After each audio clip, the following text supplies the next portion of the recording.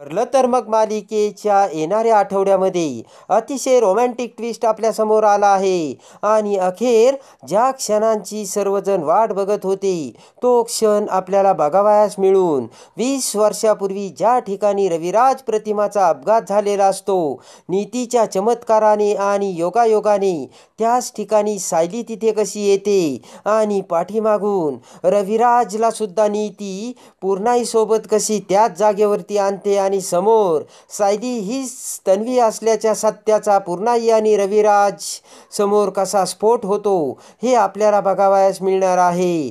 खऱ्या खोट्याच्या पारड्यात मोठा न्यायनिवाडा होऊन नीतीच्या चमत्काराने 20 वर्षानंतर पुन्हा रविराजला सायलीच्या रूपात तीच खरी तन्वी असल्याचे मिळवून दिलेले असते आणि जेव्हा सायली ही खरी तन्वी असल्याचे पूर्णाई समोर येते त्याच वेळेस आता पाया पडलेल्या सायलीचा पूर्णाई ही नाथ सून म्हणून कशी स्वीकार करते हे आता आपल्याला बघावयास मिळणार आहे. तर हा व्हिडिओ शेवटपर्यंत नक्की बघा.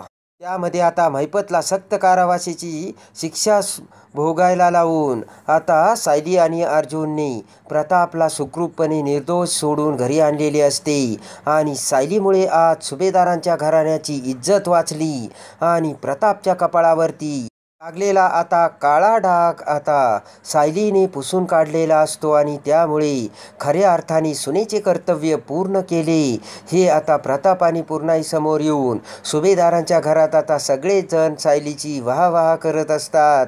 सर्वत्र आता सायलीचे कौतुक होत असते आणि आता त्याच वेळेस मात्र होलिका दहनासाठी आता कल्पनाने सुद्धा अर्जुन आणि सायलीच्या हाताने पूजा केलेली असते. पण आता अस्मिता ही होलिका मातेला नारळ अर्पण करायला जाते. त्याच वेळेस आता कल्पना ही पुढे येत अस्मिताला म्हणते की अस्मिता, तुझा अहंकार, तुझा खोटारडेपणा होलीमध्ये जळून नष्ट होण्यासाठी तुला सायलीची माफी मागायला हवी आणि तू जे सायली किडनॅप झाली होती तेव्हा दागिने चोरल्याचा आरोप सायलीवरती करून सायली पळून गेल्याचे कसे सर्वांना सांगितले होते, यासाठी तू आता सायलीची माफी मागायला हवी आणि तरच तुला होळीमध्ये नारळ टाकता येईल. तेव्हा आता अस्मिताला सुद्धा सायलीची माफी मागायला लावलेली असते. तर आता रंगपंचमीमध्ये रंग खेळत असताना तन्वी तिथे येते आणि अर्जुनला रंग लावू लागते. तेव्हा आता तिसरा डोळा उघडून सायलीने तन्वीला भयानक अद्दल घडवलेली असते आणि हाताने ओढून ढकलून देत आता स्वतःच्या हातानेच आता सायलीने तन्वीच्या तोंडाला रंग फासलेला असतो. तर आता तन्वीचा मोठा जळफळाट झालेला असतो. तर आता रागाने मान शर्मेने खाली घालून तन्वी तेथून निघून गेलेली असते आणि आता सायलीचे अर्जुनवरचे ते प्रेम अर्जुनसमोर आणि सर्वांसमोर आलेले असते. कल्पना म्हणते की वाघ माझी सून, लाखात एक निघालीस आणि नवऱ्यावरचं प्रेम आज तिने दाखवून दिलं आणि तन्वीला जन्माची अद्दल घडवली. त्यानंतर आता एवढं करूनही सायली राहत नाही.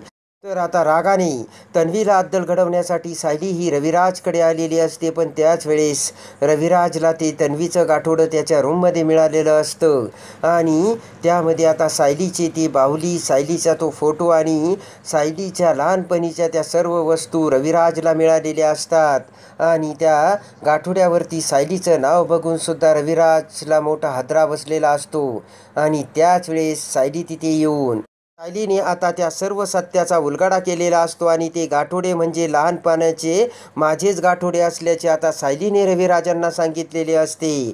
पण आता प्रिया ही तन्वी असल्यामुळे सायली ही तन्वी कशी यावरती आता अनेक प्रश्नांनी रविराजांचे मन हेरलेले असते आणि ताबडतोब आता रविराजांनी फोन करून आता पूर्णाईला सुद्धा तिथे बोलावलेले असते. तर आता पूर्णाईला बोलावल्यामुळे सायलीला मोठा धक्का बसतो आणि सायली विचार करते की पूर्णाईने जर आपल्याला रविराज सरांकडे बोलावले तर पूर्णाई आपल्यावर रागावेल. तेव्हा आता पटकन आता सायली तेथून निघून जाऊ लागते. इकडे आता पूर्णाई ही रविराजांकडे येताच रविराज पूर्णाईला ते गाठोडे दाखवतात आणि त्या गाठोड्यातील वस्तू दाखवताच पूर्णाईला सुद्धा मोठा धक्का बसलेला असतो. पूर्णाई म्हणते की रविराज, या वस्तू तर तन्वीच्या आहेत आणि 20 वर्षापूर्वी जेव्हा तुम्ही अर्जुनच्या वाढदिवशी आला होता तेव्हा तन्वी रडत होती तर मीच ही बाहुली तन्वीला दिली होती. तर लगेचच रविराज म्हणतो की आणि हा फोटो बघ पूर्णाई, हा माझ्या तन्वीचा लहानपणीचा फोटो. पूर्णाई म्हणते की रविराजा, पण तुला हे गाठोडं कुठं मिळालं? तेव्हा रविराज म्हणतात की ज्या वेळेस सायली ही आश्रमात मधुभाऊंना मिळाली त्यावेळेस सायलीजवळ या वस्तू आढळल्या आणि मधुभाऊंनी या गाठोड्यावरती या सायलीच्या वस्तू आहेत म्हणून सायली हे नाव लिहिलं. तेव्हा ते नाव लगेचच रविराजांनी आता पूर्णाईला दाखवलेलं असतं. तर आता लगेचच पूर्णाई म्हणते की रविराज, पण हे कसं शक्य आहे? हे गाठोडे तन्वीचं म्हणजे प्रियाचं असायला हवं, कारण प्रिया ही तन्वी आहे. आणि मग मधुकर पाटलांनी या गाठोड्यावरती सायलीचं का नाव लिहिलं? तेव्हा रविराज म्हणतो की मलासुद्धा हेच काही कळत नाही. ताबडतोब आता रविराज खऱ्या खोट्याचा पडताळा करण्यासाठी मधुभाऊंची भेट घेण्यासाठी पूर्णाईला घेऊन आता पोलीस स्टेशनमध्ये जाऊ लागतात. तर त्याच रस्त्याने आता सायली ही जात असते. तेव्हा सायली ही मंदिराजवळ येताच आता सायलीच्या कानात आता प्रतिमाचा आवाज घुमू लागतो. तर आता लगेचच सायली ही त्यामध्ये हरवून जात ज्या ठिकाणी प्रतिमाचा अपघात झाला होता त्या जंगलाच्या दिशेने जाऊ लागते.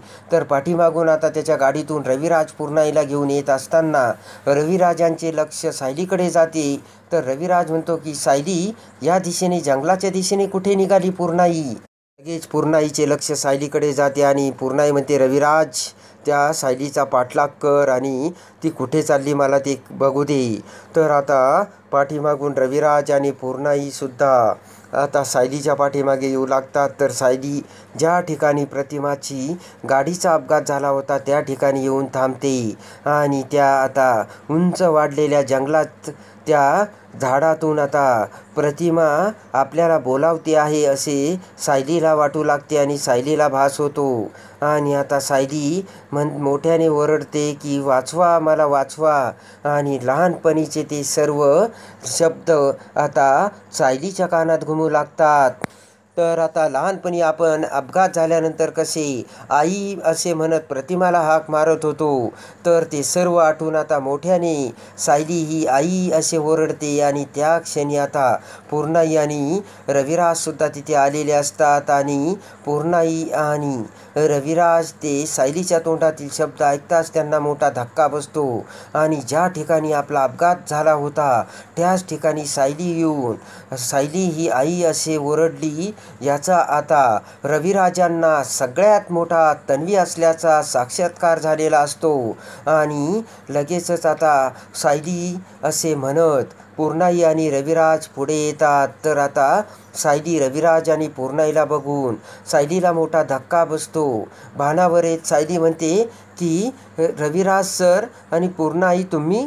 तर लगेचच पूर्णाई आणि रविराज सायलीकडे बघू लागतात. रविराज म्हणतात की सायली इथे तू कशी? तर आता सायली म्हणते की मला हेच कळत नाही की मला असं वाटलं की माझी आई मला इकडे हाक मारत आहे आणि म्हणून त्या हाकेच्या आवाजाने मी इथपर्यंत आले. रविराज म्हणतो की अगं सायली, 20 वर्षापूर्वी प्रतिमाला घेऊन जात असताना आमचा याच ठिकाणी अपघात झाला होता आणि आमची गाडी याच ठिकाणी दरीत आली होती. तर आता लगेचच सायलीला मोठा धक्का बसतो आणि सायली म्हणते की येथूनच मला आता आई आवाज देत आहे असे मला भास झाला. तर आता लगेचच पूर्णाईने डोळे मोठे केलेले असतात आणि आता इकडे रविराजांच्या घरी बघितलेले ते गाठोडे, त्या तन्वीच्या वस्तू आणि सायली ज्या ठिकाणी प्रतिमाचा अपघात झाला होता त्याच ठिकाणी आल्याचे समजताच 3 भयानक घटना घडून 3 भयानक सत्याची आता पूर्णाईला आता नीतीने मोठी झलक दाखवलेली असते. आणि सायली हीच तन्वी असल्याचे सत्य आता पूर्णाई समोर आणलेले असते. पटकन पूर्णाई आता रविराजांना म्हणते की आता तन्वीची खरी जन्म खून आता या सायलीच्या पायात आहे की नाही यावरूनच आपल्याला सर्व काही खऱ्याचा पडताळा होईल. आणि लगेचच आता तन्वी म्हणजे सायली ही आता पूर्णाईच्या पाया पाडण्यासाठी खाली वागते, तर त्याच वेळेस आता तन्वीच्या पायाची ती तुळशीपत्राची खून आता रविराजांच्या डोळ्यासमोर येते आणि लगेचच रविराजांच्या काळजाचा ठोका चुकलेला असतो आणि सायलीकडे बघत मोठ्याने रविराज म्हणतात की तन्वी. तर आता लगेचच रविराज हे सायली हीच त्यांची तन्वी असल्याचे सत्य आता खात्रीने कसे पूर्णाईसमोर आणतात आणि सायली हीच आपली तन्वी असल्याचे कळताच आता रविराज आणि पूर्णाई सायलीला कशी मिठी मारतात आणि पूर्णाई आता सायलीचा कसा नाच सून म्हणून स्वीकार करते हे बघण्यासाठी आणि ठरलं तर मग मालिकेच्या डेली अपडेटसाठी बेल नोटिफिकेशनवर क्लिक करून आपल्या चॅनलला लाईक करा.